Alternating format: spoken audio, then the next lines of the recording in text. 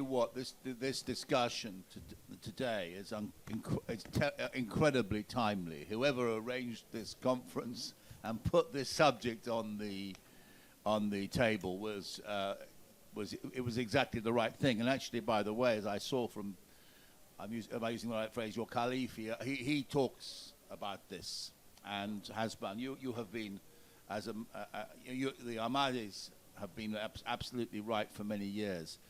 And on that subject, I want to say one thing because it really matters today. Karim Khan, who is going to be here, is a symbol of the collapse of the international order. He is the chief prosecutor, as you all know here, for the International Criminal Court, a man of enormous moral courage, conviction, and distinction. And he's been threatened, he's been sanctioned for doing his job, for maintaining order. And he's an incredibly brave man because he stood up to these threats. He was told that he was to watch out. Basically, mafia threats were made against him, gangster threats by world leaders were made to Karim Khan, that if he went ahead and gave the arrest warrants or recommended arrest warrants for the Hamas leaders and Netanyahu and Gallant from Israel, the funding would be taken away. He himself would be threatened, and of course he, with great bravery, and I want to acknowledge that here. He said, no, I'm going to do the right thing. And of course, then the threats happened. He's got a smear campaign against him. He's been sanctioned. He hasn't got a bank account. He can't take money out of the bank. And it's not just him, it's the other members of his organization, the ICC. And this is a symbol of the collapse of the world order. They set up the International Criminal Court to prosecute international criminals, and the moment they went after an ally of the West, suddenly the Western leadership turned on the ICC. Karim Khan has done the right thing. He is a hero for all time, and I feel proud to be in the Ahmadi community today, particularly because, of course, as an Ahmadi, growing up, I believe in Batley, was it? He had put up other kinds of persecution.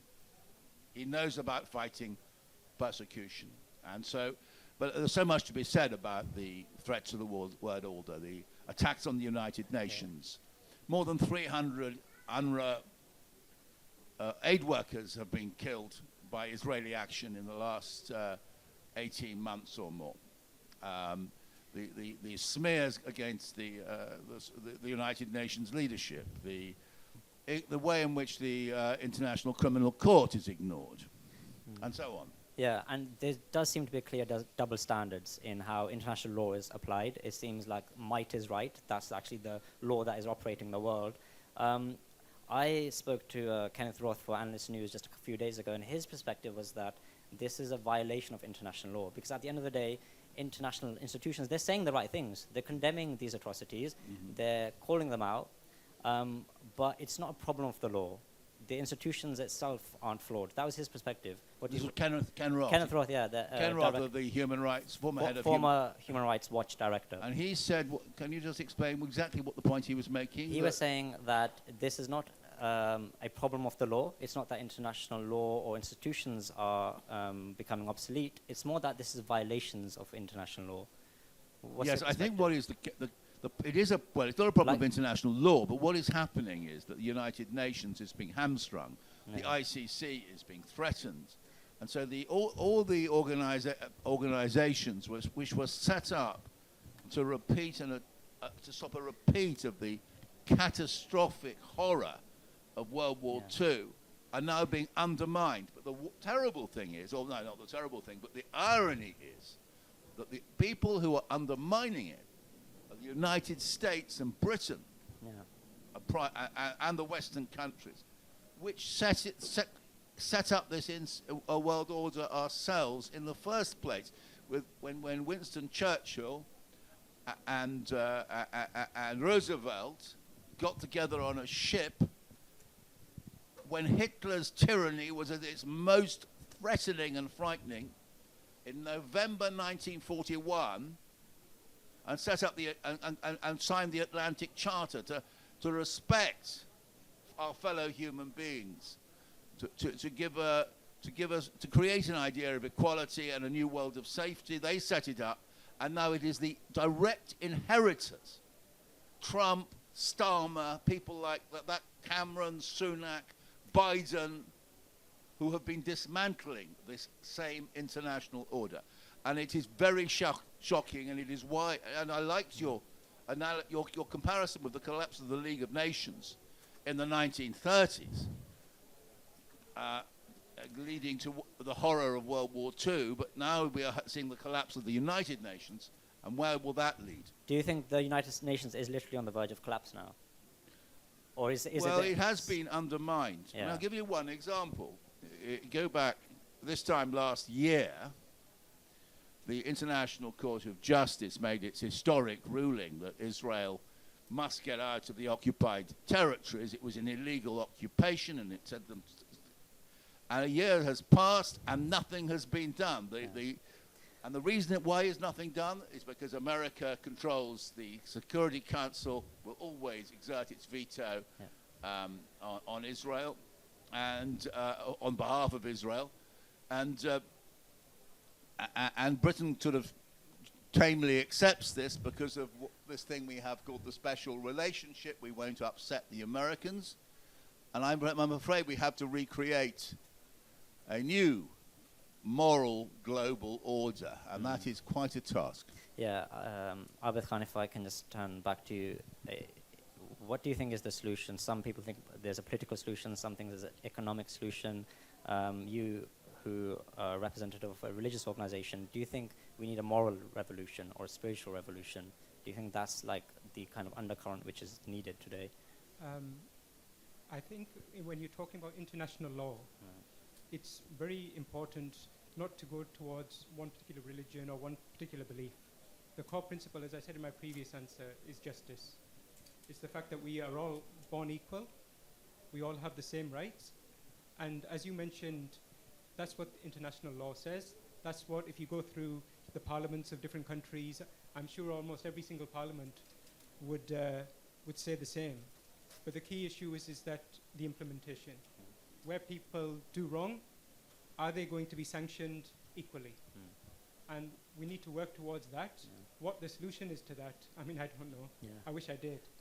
But, I mean, it's something that at least from our side, we have to call out. Yeah, absolutely. I just want to remind everyone that if you have any questions at this stage, we'll discuss amongst ourselves for another 10, 20 minutes, and then we'll come to your questions. So do raise your hands, and there are marshals on either side.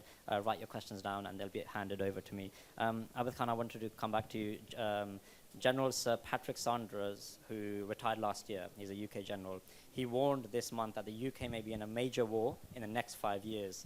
How likely do you think that is, and how worried are you about nuclear weapons being used in such a war? I saw a report by the Eurasia group a few weeks ago, and which is a think tank, and it was saying that the conditions today in the world are equally, if not more dangerous than the 1930s that led up to the Second World War and also the start of the Cold War. And I heard somebody else saying, I can't remember who it was, but it was on one of these political talk shows, that an analyst, that the situation of the world today was more dangerous than leading up not just to the Second World War, but also the First World War. So if you're looking at history, the leader, then you also have to see what came next. And those both culminated in world wars. So yes, I think the threat of another world war is genuine. This is again something that the head of the Ahmadi Muslim community, Hazrat Mirza Masroor Ahmed, for over 20 years has warned about. And I remember 10, 15 years ago when His Holiness would mention this, or members of our community, based on what he was advocating, would try to spread this message. it was considered a very pessimistic message.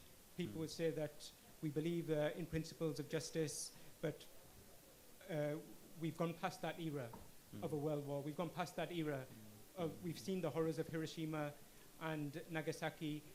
Nobody's ever going to use nuclear weapons again. They're just there as a deterrent. And maybe that was true for 30, 40, 50 years, people who were actually old enough to remember those horrors.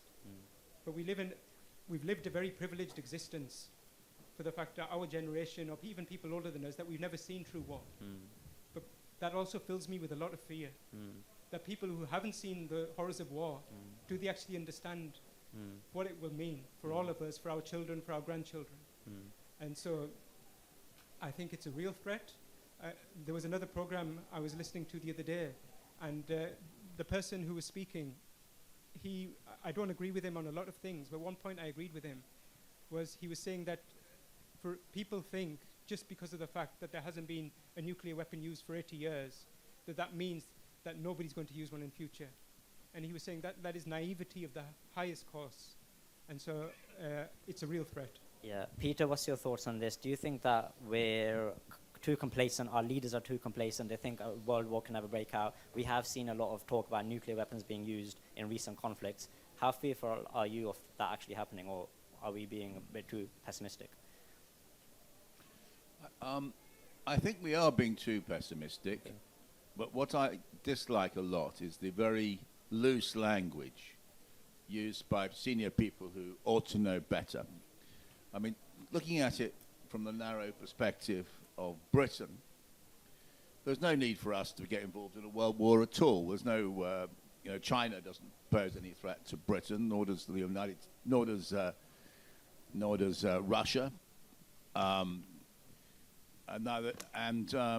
does France, or Denmark. This is just such nonsense. Yeah. Is it the case that we create our own threats? What you have is a war industry. Yeah. General Sanders. All he knows is he's in the war business, and there's a lot of very stupid talk, also about nuclear weapons. And I completely agree with you here that people now talk very loosely about nuclear weapons. If there's something you can sort of deploy, and as it were firing a shell in a battle, and we're getting a lot of this, a sort of a tactical nuclear weapon dropped in the Ukraine, just to sort of sharpen things up. Now this is really dangerous and stupid talk, it shows the need for a proper United Nations which is able to resolve, that's what it was set up to do, to resolve these differences and end them. I mean, just one final observation here. The problem we do face is the slow burning collapse of the American empire. And America, rather than recognizing the fact that China is on the rise, and that's actually really rather good news, and that Russia can be part of the world order, clearly wants to resist the rise of China and of India because they pose a threat to American global hegemony. Now, we've got anybody who's got the interests of humanity at heart must say there's going to be, over the next decades, a steady accretion of power to China. That is because of what their economy is doing, basically, and they're much better governed. And America is going to have to hand it over, but instead they've got a series of out-of-control world leaders, and it's governed by what President Eisenhower called the military-industrial complex. America is currently the most dangerous country in the world. I regret to say this, but it is and has been for a long time. Absolutely. The media has a role to play in this as well. I've seen a lot of headlines which are quite warmongering, pushing for war, demonizing other countries or minorities or nationalities. What's the media's role in this? Do you think the media should have a role in promoting peace rather than stoking conflict? Media is the mainstream British media is grossly irresponsible. It's there's business. You sell newspapers by creating a sense of threat. And by the way, if you're Muslim, you know all about that, because if you buy the mainstream papers, you read about the threat of civil war and horrible things which these awful Muslims are doing. The papers are full of this grossly irresponsible and reckless commentary. But they're also full of the next World War is about to break out, or the Russia threat, or the China threat, or the from somewhere or other. And this too is very dangerous because it scares people, and when people get scared, and I'm just going to pass again. You made this very relevant analogy to history with the League of Nations. If you look back to why did World War I start, because partly, very largely, the Daily Mail, the Times, the Daily Telegraph banged the drum for war. That's what led to this insane mood in 1914, which led to a completely unnecessary world war and the deaths of 20 million people. Yeah, I mean, they say war is good for business, right, and for the media. So do you want to comment on that? What is the role of the media in promoting peace? Do you think it should have more of a role? Yeah, I mean, if you can tell me that you can get 10 people, 10 Muslims, to come and burn the British flag, we'll be right there. And she was half joking, but she was half serious, and the last 18 years have led me to believe that she was probably very serious. So that's what we're up against. She was, look, she was telling you, a lot of truth is said in jest, and I'm afraid to say that is exactly the truth. Every day in the British media, you're going to read lies about British Muslims, who are, by the way, and I've spent an enormous amount of time in Muslim communities up and down Britain. I'd say the most loyal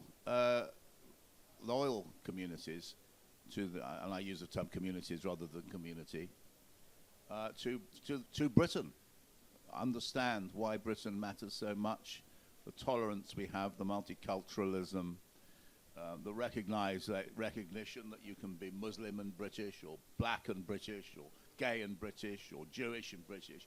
This wonderful eclecticism about being British, that you can have multiple identities.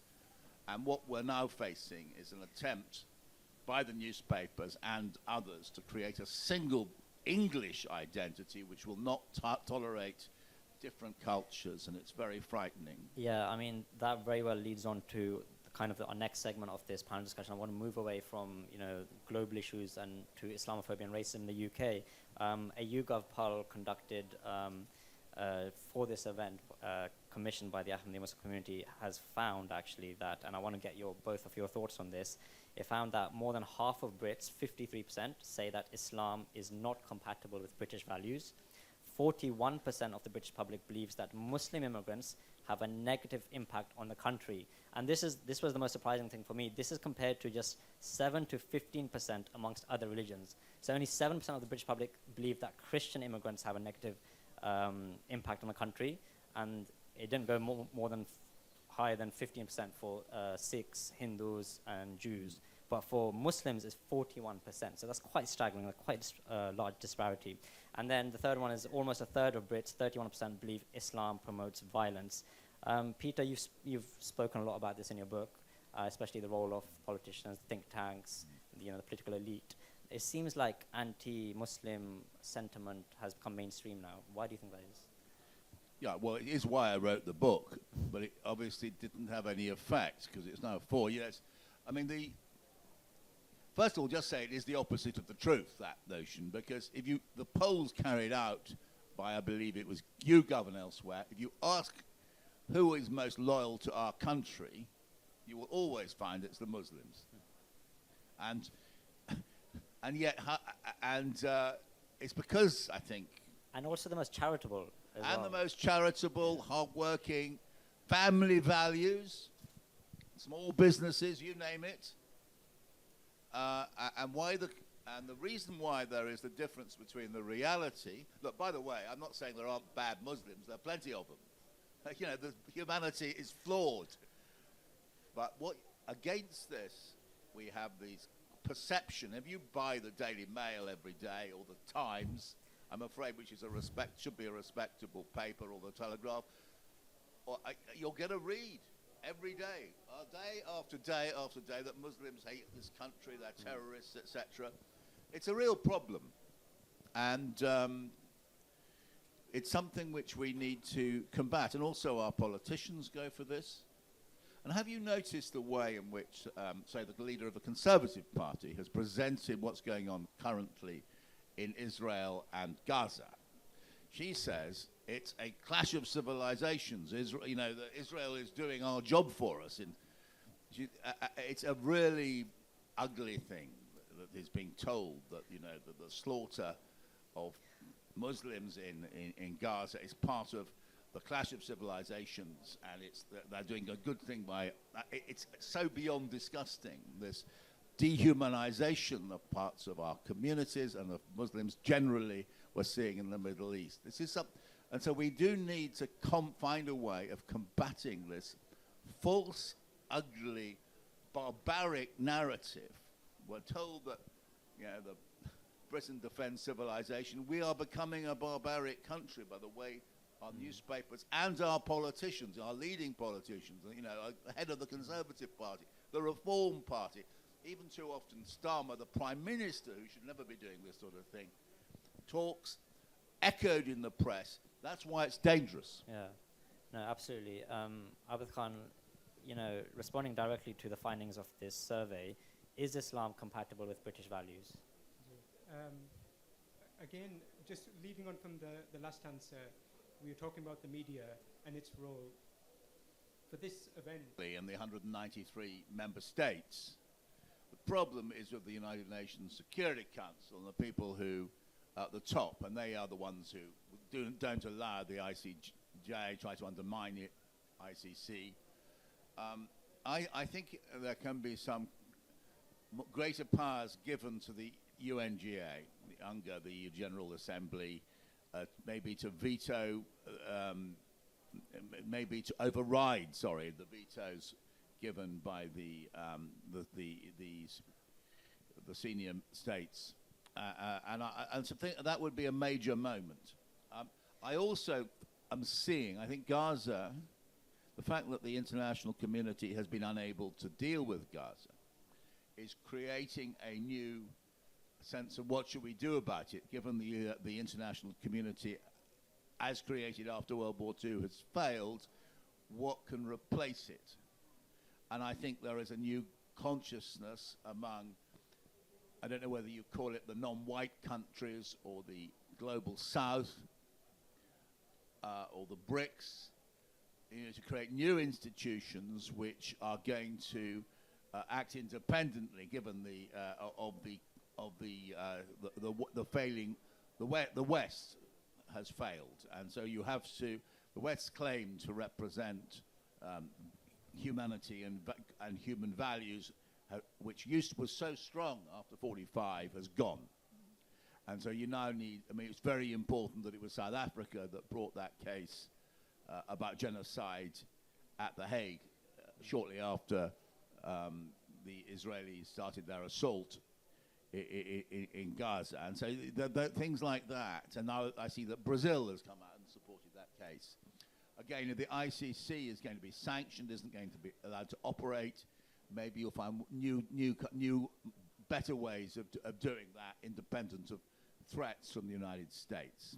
I rather hope that war criminals, Western war criminals who've been protected till now, this will be a way of stopping them traveling the world at any rate, so that their plane will be brought down. If they fly over Nigeria or South Africa, they will be ordered, and they will suddenly find that they can't travel around as they once did. There are things like that. Those are technical things, maybe. Religious leaders, it's remarkable the power, I think, of religion. I come from a Christian tradition. Pope Francis, the late Pope Francis, the way every night he rang up the Catholic priest in Gaza, whose church has now been bombed again, doing that kind of and the Christian leaders in Jerusalem went into Gaza, I think I saw recently, and that does have an effect. Again, with Muslim leaders, Muslim religious leaders, they have to speak out. It's difficult. We've seen the President Sisi and Field Marshal Sisi in Egypt telling the Imam of Al-Aqsa not to get involved and condemn the genocide. Incredible thing for the President of Egypt to do. So I think that religious leaders can show that courage, which was showed by the Prophet, peace, and for Jesus Christ, and by others, to Martin Luther King. That's religion can change the world, is what I'm trying to say. Amazing. Yeah, no, absolutely. That's true. Religion can change the world, and this is what this event here at Jalsa Salana is trying to do as well, to promote peace, promote spirituality, promote unity despite differences. You see all the flags of countries out there, and despite the different nations, the different backgrounds, everyone's coming together for one purpose. I don't think there's any more questions, so I will just give some final remarks, or give the opportunity to do some final remarks to both panelists. The panel discussion today was, are we headed towards World War III? And if you can just reflect on this question, how close do you think we really are to a third World War? And what is our best hope to prevent it? Either one of you. Peter, do you want to go first? I think that we are useless at solving these, you call them small wars, Ukraine, Gaza and so forth, to what's happening in Sudan and so on. I don't see a great conflagration opening up between China and the United States, particularly. I think that there is reckless behavior, probably on both sides. But the language I hear is American, very belligerent language. But I don't, maybe I'm too optimistic. I don't think we're about to heading straight into a world war. I pray for God we're not, anyway. Have you disagree? I think. I hope Peter's right, and I hope and pray with all my heart that we're not heading towards a world war. And as Ahmadi Muslims, we have very limited power. We're a small community in the scheme of things. And so we, as Ahmadi Muslims, we first and foremost, and this is what we are taught by our Caliph, is to pray to God and to seek the betterment of mankind and the peace of mankind. And so we will continue to do that. In terms of the actual what's happening on the ground, Peter mentioned the word reckless. And absolutely, there is so much reckless behavior, so much reckless rhetoric. And the thing is that it seems to be, the boundaries seem to be pushing further and further apart. What was acceptable 10 years ago, or wasn't acceptable, sorry,